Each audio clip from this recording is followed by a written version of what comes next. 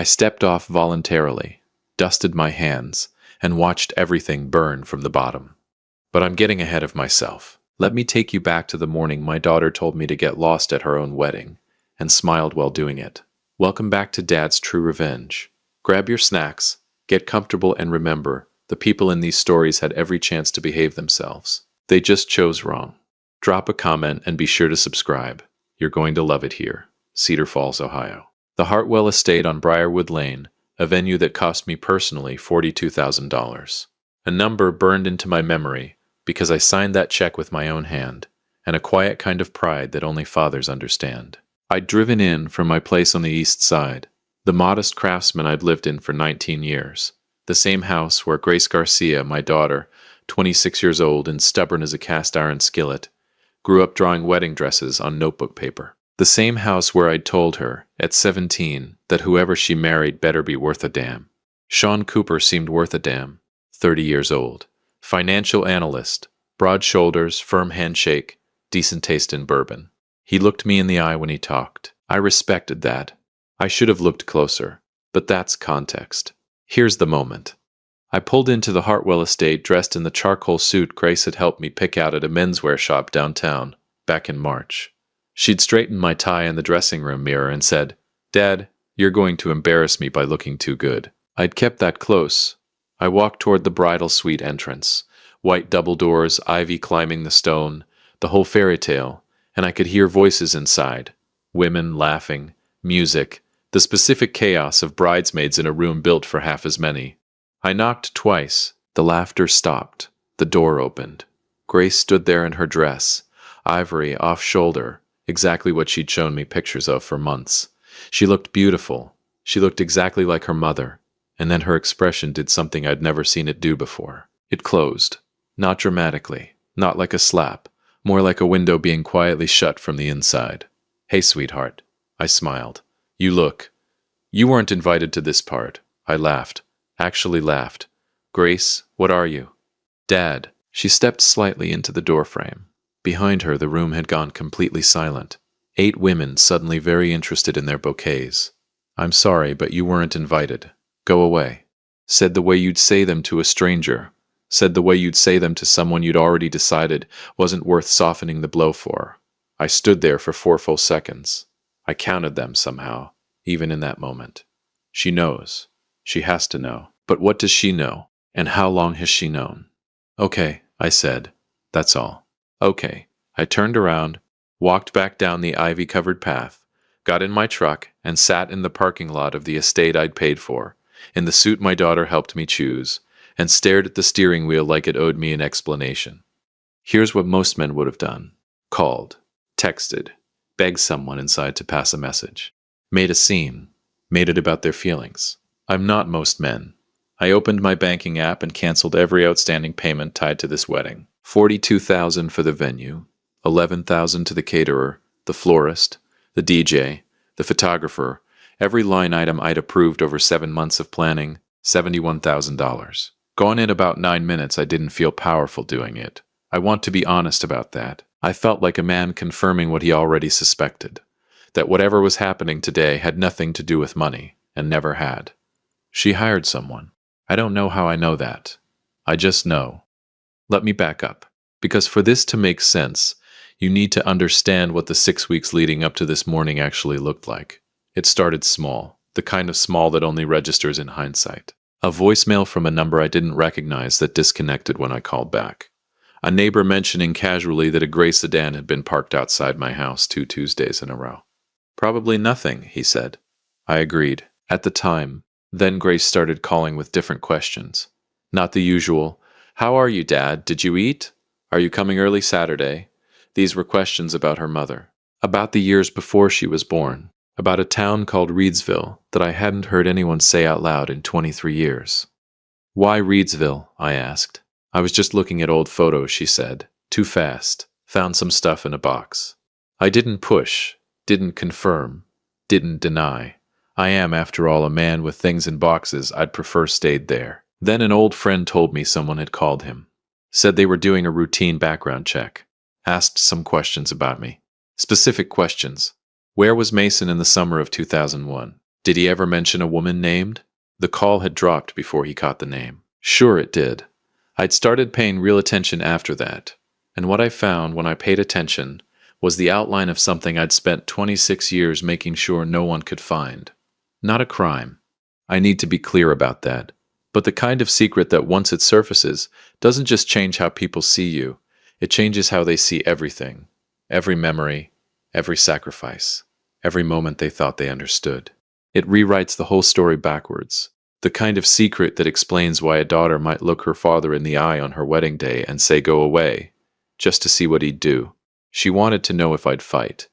I didn't fight, and that told her everything. I was still sitting in that parking lot, engine off, jacket getting wrinkled, when my phone buzzed. Not Grace, not Sean, a number I didn't recognize. I almost let it go. Then something, instinct, dread, 23 years of living carefully, made me open it. A text. 7 words. She knows about Reedsville. We need to talk. I read it 3 times. Then I started the truck, pulled out of the Hartwell estate, and drove east on Briarwood Lane. Away from the flowers, away from the music, away from $79,000 of fairy tale I'd just reduced to ash. And for the first time in 23 years, I let myself think about Reedsville. All of it. I didn't know who sent that message. I didn't know yet that finding out would cost me something far worse than a canceled wedding. But I was already driving toward it. If you've made it this far, do us one quick favor. Subscribe. A lot of people watch without ever doing it, but it costs you nothing and means everything to us. Thank you, genuinely. It's the moment you realize someone else has been keeping you, watching, waiting, collecting pieces of a puzzle you thought you'd burned years ago. That's the moment the ground shifts. That's the moment you stop being the man who knows everything and become the man who knows nothing at all. I was 20 minutes east of the Hartwell estate when I pulled into the parking lot of a diner called Heller's on Route 9, the kind of place that's been there since 1974 and will outlast us all. Cracked vinyl booths, coffee that tastes like ambition and disappointment in equal measure. I'd eaten here 100 times. It felt like neutral ground. I needed neutral ground. I ordered coffee, took the booth in the back corner facing the door, a habit I'd developed a long time ago and never explained to anyone. And I read that text again. She knows about Reedsville. We need to talk. No context. The number was a 614 area code, Columbus. Nobody I had saved, nobody I'd spoken to recently. But the word Reedsville wasn't something a stranger stumbled onto. That word was buried under 2 decades of deliberate silence. Whoever sent this had done real work to find it. I typed back 2 words. Who's this? The reply came in under a minute. Someone who was there. Oh, that narrows it down in ways I really don't appreciate. I put the phone face down on the table and drank my coffee and thought about how, 23 years ago, I was a completely different version of Mason Foster. Younger, stupider, in love with a woman who wasn't Grace's mother, in a town I had no business being in, making a decision I told myself at the time was the only option available. I still don't know if I was right about that. What I know is that Grace's mother, Diane, never knew. We met a year after Reedsville, married 2 years later. She passed when Grace was 11, a fact that still sits in my chest, like a stone that never quite dissolved. Diane never knew, because I never told her. And I never told Grace because some doors, once you weld them shut, you leave them shut. Apparently Grace had found herself a blowtorch. My phone buzzed again. Same number. I'm at Heller's Diner, Route 9, blue jacket, window seat. I looked up slowly. Across the diner, 3 booths down, a woman sat with her hands wrapped around a mug. Late 50s. Silver hair cut short. Blue jacket, just like she said. She was already looking at me with the calm expression of someone who had rehearsed this moment many times. I recognized her. Not immediately. The way you recognize a song from the first 3 notes, something in the body before the brain catches up. Charlotte Pruitt. Or she used to be. Different last name now, probably. Different life. But those eyes, steady, a little sad, the eyes of a woman who'd seen something she couldn't unsee, those hadn't changed at all. I picked up my coffee, walked over, and sat down across from her without being invited. Charlotte. Her voice was quieter than I remembered. You look older. You look like someone who's been following my daughter around. She didn't flinch. I wasn't following her. She found me. People don't just find you, Charlotte. Not after 23 years. Not in connection with a town nobody talks about. Your daughter is not just people, she said, and something in her tone made me set my coffee down carefully. She's been looking for 8 months. She hired an investigator out of Columbus. Good one, too. He found me in about 6 weeks. 8 months. Grace had been doing this for 8 months, while calling me every Sunday, while sending me photos of centerpiece options and asking whether I preferred salmon or chicken at the reception. While letting me pay for all of it, she'd been building a case against me while I was paying for her flowers. What did you tell her? I asked. Charlotte looked at her mug. Not everything. Not yet. What does not yet mean? It means I wanted to talk to you first. She finally looked up. I thought you deserved that much. That's generous, I said, given the circumstances. Don't do that, she said, and there was a quiet sharpness in it. Don't get sarcastic with me, Mason. I've carried this a lot longer than you have, and I carried it alone. So you don't get to be flippant right now. Tell me what she knows. Charlotte wrapped both hands tighter around her mug. She knows you were in Reedsville the summer of 2001. She knows you weren't there alone. She knows something happened that you've never talked about. She paused. She doesn't know about the baby. The diner noise, clinking plates, murmured conversations, the cook calling out an order, suddenly felt very far away. I started. Mason. I stopped. I was there. She said quietly. Don't. Here's the thing about the summer of 2001 that I have never said out loud to a single living person. Charlotte Pruitt and I were together for 4 months. Real together, not casual. I was 29 between jobs, doing consulting work that took me through a string of small Ohio towns. Reedsville was supposed to be a 2-week stop. It turned into 4 months, because of her. When she told me she was pregnant, I did not handle it well. That's the sanitized version. The honest version is that I panicked in a way that revealed exactly who I was at 29, which was a man who was not ready to be anyone's father, and was too cowardly to admit it out loud. I left. I told myself she'd be fine. I told myself I'd reach out. I never did. What I didn't know, what I had spent 23 years not knowing, or maybe choosing not to find out, was what happened after. And now I was about to find out. What happened, Charlotte? She said it plainly, the way people say things they've made peace with through sheer repetition. So there's no child out there, if that's what you're bracing for. That's not the secret. I let out a breath I didn't realize I'd been holding since she said the word baby. Then what is? The secret, she said, is that Grace knows you left. She knows you were with someone, that something happened, and that you ran. She doesn't have all the details, but she has enough. Charlotte met my eyes. She wanted to know what kind of man her father really is, whether the version of you she grew up with is real, or a performance. The coffee in front of me had gone cold. A performance. 26 years of Saturday morning pancakes and school pickups, and sitting in the front row of every recital and driving 11 hours round trip when she had her appendix out at a college 3 states away. And my daughter had looked at all of it and wondered if any of it was real. That landed somewhere deep, somewhere that had nothing to do with Reedsville. She set me up this morning, I said, not a question. Yes, the go away, the door in my face, on her wedding day.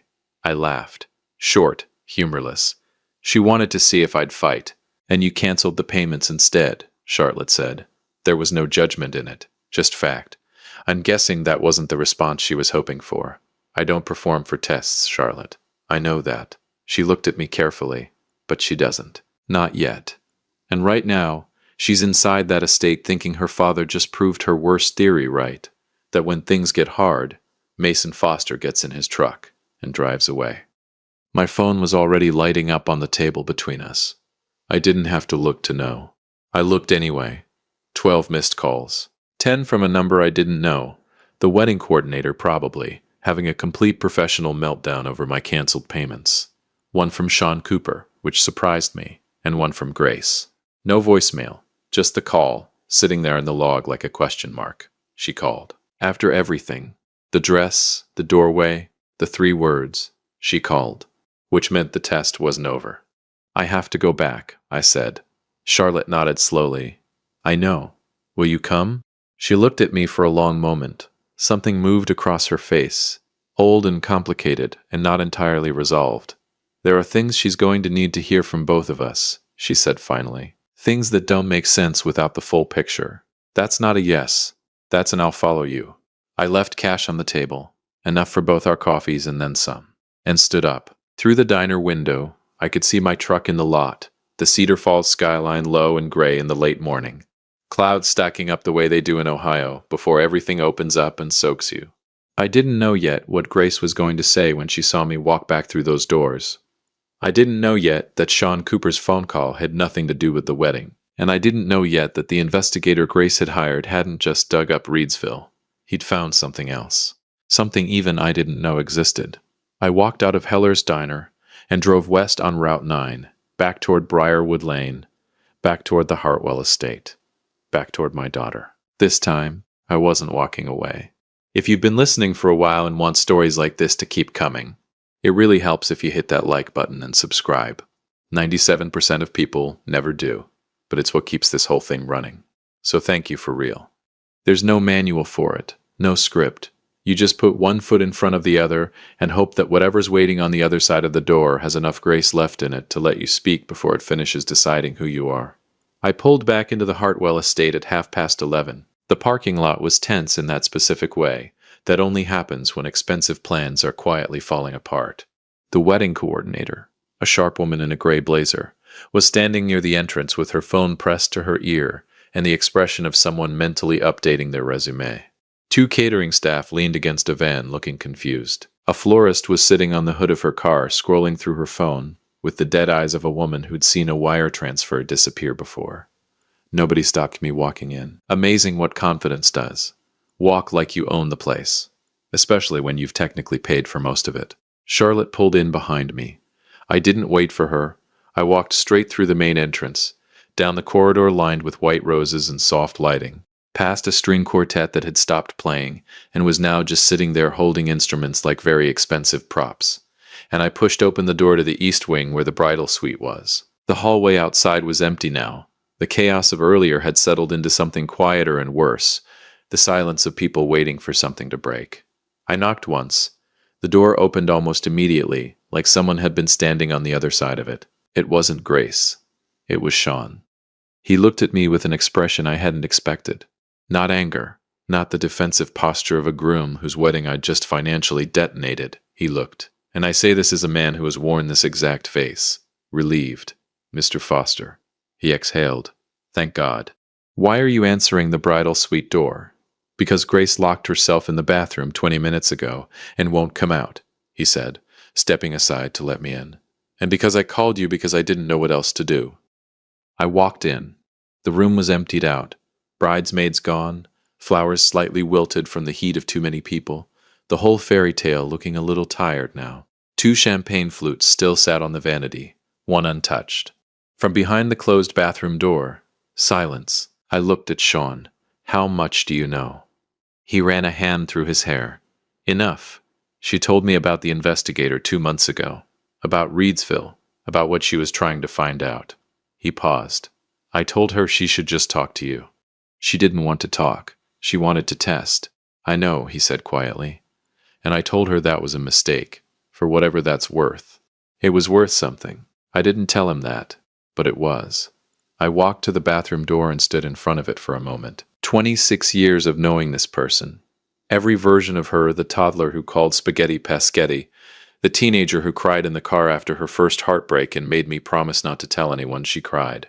The young woman who called me from college at 2 a.m. not because anything was wrong, but because she just felt like talking, all of it compressed into this one closed door. I knocked, twice, same as the bridal suite door that morning, felt like a year ago. Nothing. Grace. My voice came out steadier than I felt. I came back. Silence. I know that's not enough. I know this morning probably looked exactly like every worst thing you've been thinking about me. I put one hand flat against the door, not dramatic, just there. But I came back, and I brought someone with me who you need to meet, and I think it's time we stop testing each other and just said the actual words out loud. A long pause. Then the click of the lock. The door opened, and there was my daughter sitting on the edge of the bathtub in her wedding dress. Ivory, off-shoulder, $42,000 fairy tale, with mascara she'd clearly tried to fix and hadn't quite managed. and the expression of someone who had been bracing for a version of this conversation for 8 months and was now suddenly not sure they were ready. She looked so much like her mother it physically hurt. I sat down on the closed toilet lid across from her, because there was nowhere else to sit, and because this wasn't a conversation you had standing up. She looked at me. I looked at her. "You hired someone," I said. "Yeah, while we were picking centerpieces." Something flickered across her face. Guilt, maybe, or the specific exhaustion of carrying a secret while pretending you're not. "Dad, I'm not angry, Grace." And I meant it. "I'm not angry, I want to understand what you were looking for. In your own words, not through a report." She was quiet for a moment. Outside, I could hear the faint sound of heels on hardwood. Charlotte, waiting in the main room with Sean. The whole building felt like it was holding its breath. "I found a box," Grace said finally. "Mom's box. The one in the top of the hall closet that you always said was just old paperwork. Of course, Diane. Even gone, protecting things she hadn't known she was protecting." "There were letters," Grace continued. "Not from Mom. From you, to someone. Unsent, like you wrote them and then never mailed them. They were dated 2001. She looked at her hands. "They were sad, Dad. Really sad. And guilty. And I didn't understand why, so I started trying to find out." Unsent letters.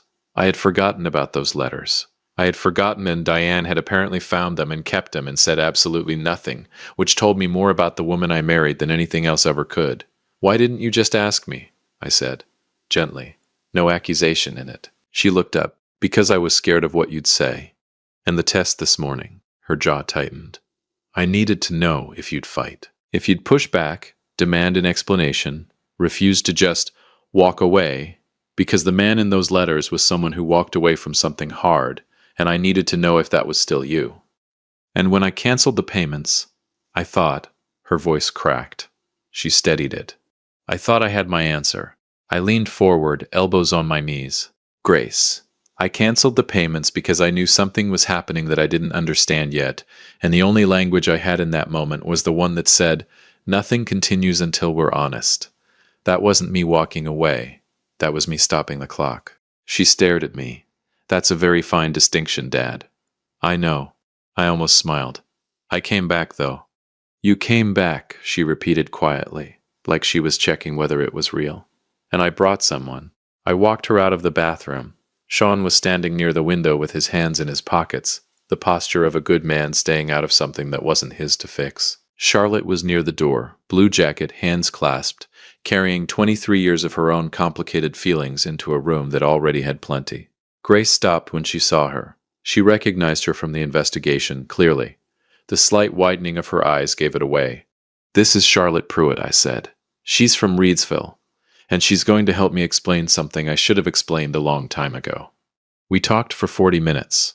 I told Grace about 2001, about Charlotte, about the 4 months I spent in a town I had no business staying in, and the decision I made to leave that I had never fully forgiven myself for. Charlotte filled in the parts I hadn't known, the loss, the months after, the way she'd eventually rebuilt and moved forward, and made a life that was genuinely good, genuinely hers. "I'm not here to indict your father," Charlotte said at one point, looking directly at Grace. "I want you to understand that. I made peace with what happened a long time ago. I came here because he deserved to tell you himself, with the full picture, not the half version your investigator found." Grace listened to all of it without interrupting once, which, if you know Grace Garcia, is its own kind of extraordinary. When we finished, the room was quiet for a long moment. "So the secret," Grace said slowly, "is that you made a mistake, that you were young and scared, and you ran, and you've been ashamed of it ever since." "That's most of it," I said. "And the man who did that," she looked at me carefully, "you think that's still who you are?" "No." I didn't hesitate, but I understand why you needed to check. Her eyes went bright. She blinked it back, stubborn just like always. "I'm sorry about the door," she said quietly. "This morning. The way I said it. I'm sorry it took me 23 years to deserve better than a test." She laughed, short, wet, real. The first real thing I'd heard all morning. Sean moved from the window then, came and stood beside her, put a hand on her back in the quiet way of someone who knew exactly when to show up and exactly how much space to take. I noted that. Filed it away. Good man. So, Grace said, wiping the corner of her eye with a composure that would have made her mother proud. You canceled $70,000 worth of payments this morning. I did. Can you uncancel them? I pulled out my phone, already working on it. The wedding was 2 hours and 14 minutes late. The coordinator aged visibly. The caterer had a brief emotional moment near the appetizers. The string quartet played the same 3 pieces 4 times each, and were extremely professional about it. But Grace Garcia walked down the aisle in the Hartwell estate on Briarwood Lane with her father's arm in hers, in a dress that was everything she'd drawn on notebook paper as a little girl, and she married Sean Cooper in front of everyone who mattered. Charlotte sat in the 3rd row. She cried a little. I didn't ask about it, and she didn't explain, and that felt exactly right. At the reception, Grace found me at my table during the first song break. She sat down, stole a piece of bread from my plate without asking, a habit that started when she was 4, and apparently had no expiration date, and looked at me sideways. Dad, the next time I give you a test, there won't be a next time, I said, because the next time you have a question about who I am, you're going to ask me, out loud, like a person. She was quiet for a second. Okay, she said. Deal. She leaned over and put her head on my shoulder for exactly 3 seconds, the same way she had when she was small, when the world was too loud and she needed somewhere to put it for a moment. Then she stood up, smoothed her dress, and walked back to her husband. And I sat there in a room I'd almost burned to the ground and thought, some things are worth coming back for. Most things, actually. If you're brave enough to turn the truck around. If you like this story, join our community by hitting that like button and subscribing for more real, raw, and family-centered stories.